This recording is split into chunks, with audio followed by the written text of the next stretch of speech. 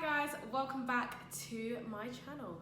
So today I'm going to be talking to you all about teaching, how I got into it, why I got into it, and my first year experience doing the teacher training course, the PGCE, and just how I'm finding it all and everything like that, and just speaking to you about life and education. So if you're interested in my experience and what I have to share, then please do continue watching. I'd love for you to please give this video a thumbs up, and feel free to subscribe and click that notification bell where you get more notifications on videos as soon as I upload. So if you're interested, keep watching.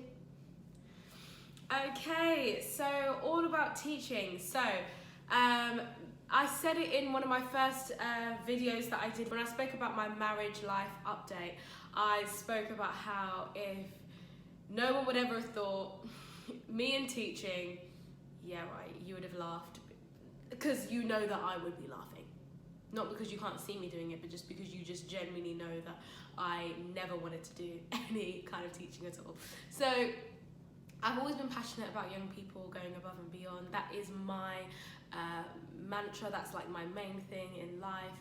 Everything that I do is to encourage young people to go above and beyond, whether that's in Christ or go above and beyond in life genuinely.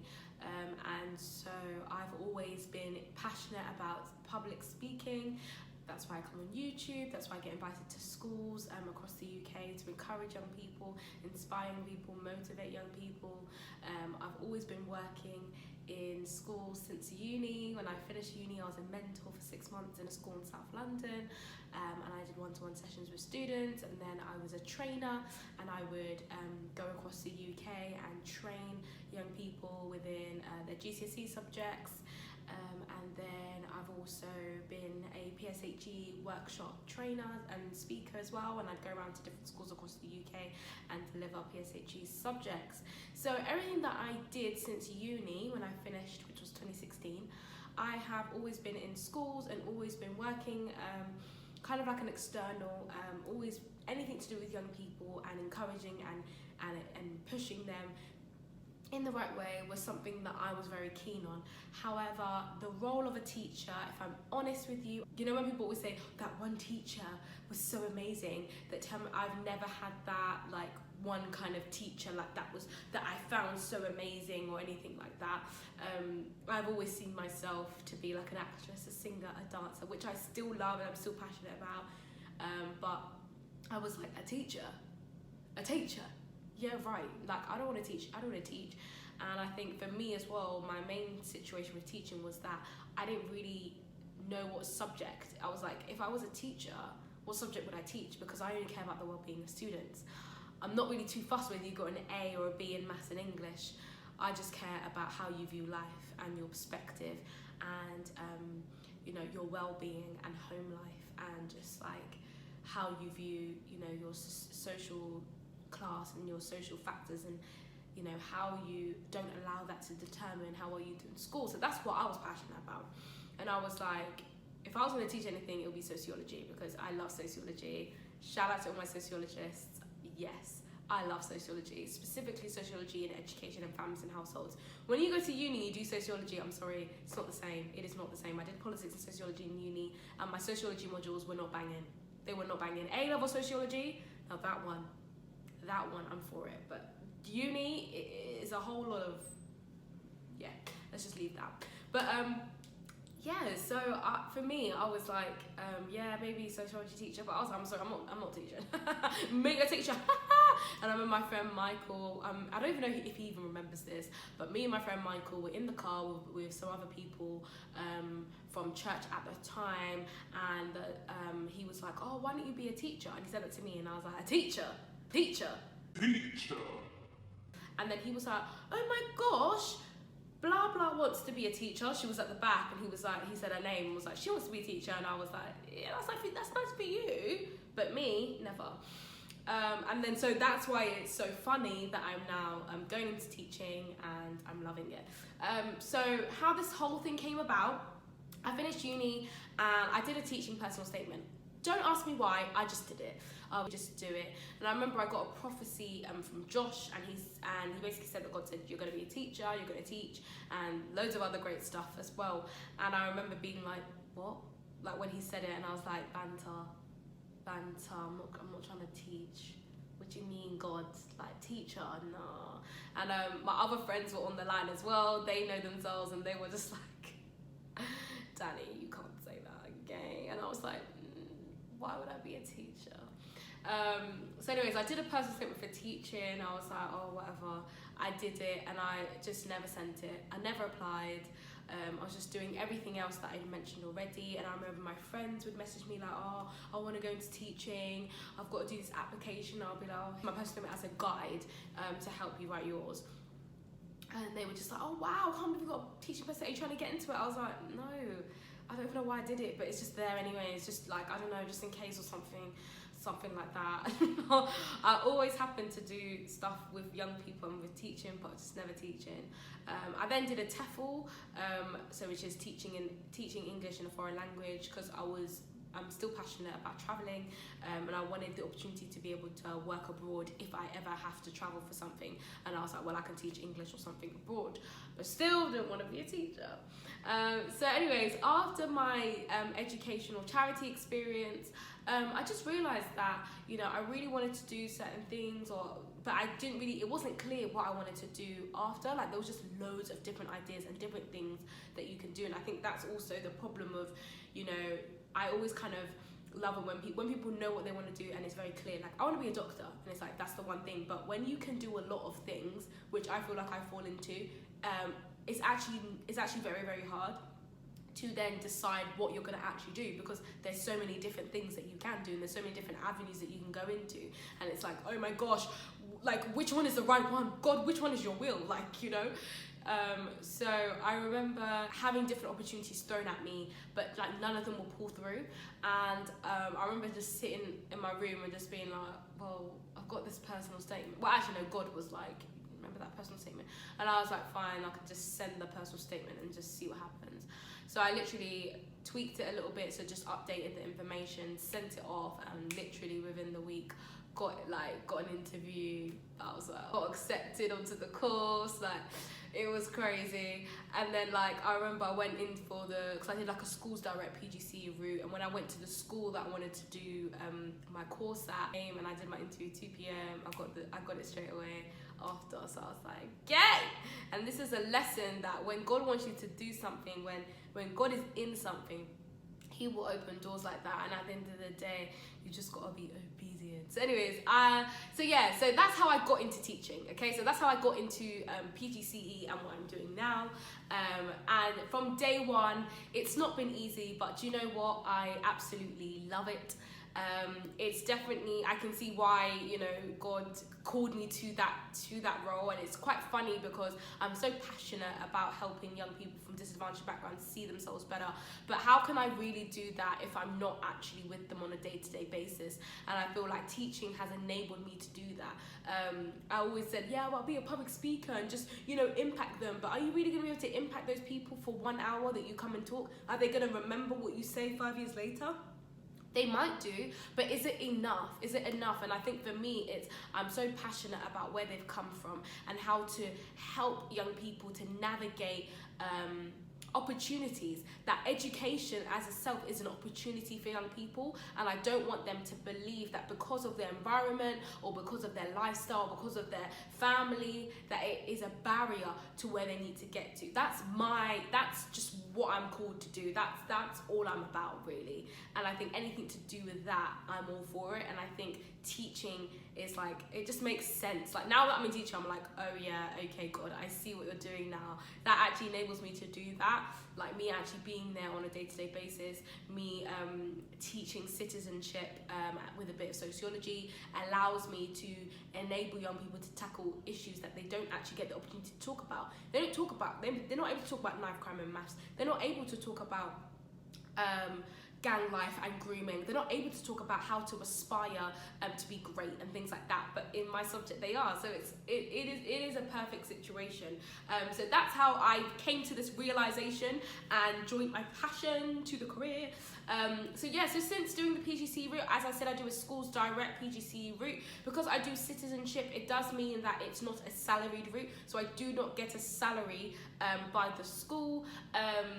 It is 2 placements, so I do first placement from about October to end of January, and then I do my second placement from February to June. Of course, that has been stopped due to the coronavirus pandemic, but in a normal situation, that is what it would have been like. And then, you have 2 big assignments that help you get to the master's level, to the PGCE qualification. And I do this with UCL. I will recommend UCL forever. UCL is #1 in the UK for education. It is a fantastic university, and I'd recommend it, to be honest. They really do. When you go there, you really do see why it's #1, and you really do get it. So I do it with UCL, so it's Institute of Education with UCL. And what else is there to say about it? I picked because it's a schools direct route, even though it's not salaried, I picked the school that I wanted to go to, so that's why I said about the interview with the school. If you just do a university straight route, you will not have any interviews with the school, because the universities actually pick the school that you go to. But because I'm doing a schools direct PGCE route, I picked the school, so I had an interview with UCL, then I had an interview with the school, and it was the best decision ever. Now, I think it's important to say that with everyone's PGCE, so teacher training route, it's so different, and there's so many ways that you can get into teaching. And I'll encourage you to just do some research, go on tests, check online, like different routes into teaching, and find what's best for you. But for the PGCE route, being on the placement, so let's talk more about how I actually found my course. So I'm not going to lie to you, the course is very manic, okay? And I think the way that you can do well on the course is hard work, planning ahead, and always having the end in mind. And I think those 3 things really got me going. Of course, God ultimately, was basically my backbone, and when I had the end in mind, that is basically for me that God wanted me to do it. But I think planning ahead and hard work is so key. As you guys know, I am a planner for everything. I plan everything, and I think for me the reason why PGCE wasn't a stressful year was because I literally said it's not going to be a stressful year. I have a lot of friends that went ahead of me and went into the teaching industry from like 2 years ago, a year ago, and all of them said that PGCE is so hard, it's just a lot to do, you have lesson plans and all of this stuff. And for me, I don't like stress, and I'm not about stress, so I will do anything that just doesn't that basically enables me not to be stressed. And so for me, I would plan like lessons way ahead. So basically, I started my first placement the week straight after half term. So whilst everyone was just chilling during half term, probably watching movies, probably lazing around, probably not doing anything, I spent legit like 5 hours every day creating lessons, and that benefited me so much because I spent my half term 4 days or 5 days of my half term. I did an entire like 9 lessons or 10 lessons worth for year 7s, 8s, 9s and 10s, because that's the only year group I actually taught. That helped me so much because then when I now got to school, I actually already had work that I was going to do. I just sent it straight to my mentor. My mentor was able to like refine it and be like, do this, adapt that. But that was it. I didn't have to go home and now be worried about, what lesson am I teaching tomorrow? Or I didn't have to go home and then in the evening, the night before, I'm now worrying. And that's what a lot of my colleagues were doing.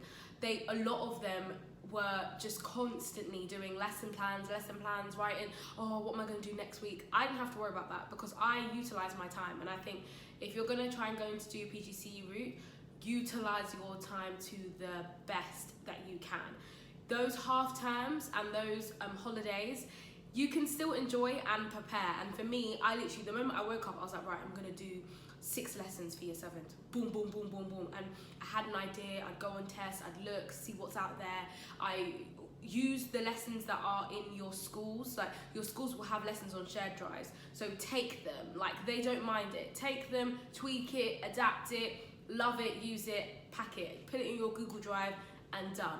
And I think for me, that's why I didn't have a stressful time when it came to teaching. And I think for me, I just got married in September and I went straight into my course. So I was very, very intentional on not having, it's already a lot hard work going into like studying when you've just got married. Like you want a break, you want to rest, and you've now got to put your energy into this thing. And I think for me, I intentionally did not allow that to become like an annoyance or a distraction or something that is like, oh, we have to go through this.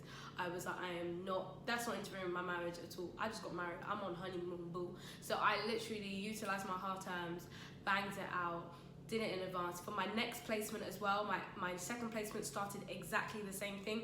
A week after half term, I used literally nearly all my lessons that I did already in the first placement, and then adapted, tweaked, created some other ones, and I think for me that's what helped my course go really, really well.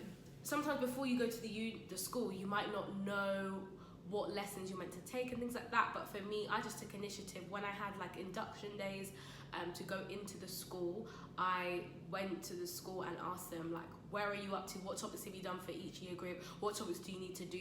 Oh, look, I literally did my work. I did my homework. I did my research. And so, yeah, that's because I don't like stress. So I do the most so that I don't have to be stressed. So whilst everyone's going helter-skelter, I'm that girl that's just chilling. I'm relaxing, like I'm chilling, I'm not stressed. Because I just literally am anti-stress. So I will do whatever it takes for me not to be stressed. So yeah, I just get my ish done, basically. And so, so my experience has been very good because of that. Because I've been getting things done and utilising my time, my experience has been great. Of course, with the whole coronavirus and stuff like that, that hasn't been easy. That has been a serious issue because schools have closed, which means placements have shut down, which means we don't even know how we're going to actually make up those hours, but the Department for Education is still deciding that. There's so many hearsays, and so there's so many different things that they're trying to do, but I have faith in God that everything will work out fine. And obviously during my teaching placement, I secured my job, which is brilliant. So I'll be working at the school that I had my first placement at, and it's been a really, really good experience. I've enjoyed both my placement schools. They've been schools that it's very, very diverse with different backgrounds. So for me, it's like there's a lot of things that I want in a school, and I definitely found that in my first placement. And I think if you are doing this course or want to embark on this course, knowing the type of school that you want and doing your research really, really helps. But yeah, being in education so far has been awesome. I think I've pretty much shared everything with you guys. I've shared how I got into teaching. I've shared that whole process, and also how my experience has been thus far. And so yeah, if you have any more questions as well, please do comment below. If you want to find out more other things as well about how you can get into teaching, I would encourage using the websites online, because that's literally how I did my research, and how I got here is I just did my homework. Just go on Google, type in how to become a teacher in the UK, or what teaching routes in the UK. Honestly, everything is there. And then obviously come in and asking people questions and ask people for advice that are in it always helps. I'd also encourage you to also go and watch my friend Kike AJ's video on teaching as well, because that also helped me when I was thinking about teaching. Well, actually no, I was already in teaching, but that just gave me some more insight, I guess, because I think I watched it just before I got into it properly. So go and check her channel out and check her video. I'll also try and put the specific link to that video that she did in my description box. If I don't, just type in Kike AJ, and she did a whole video on teaching and her own experience as well. So yeah, but that's enough from me. I hope that you enjoyed this video. Please do give it a thumbs up and a like. Please do subscribe and click that notification bell so that you know when I drop a video. Okay then, have a lovely day. Bye.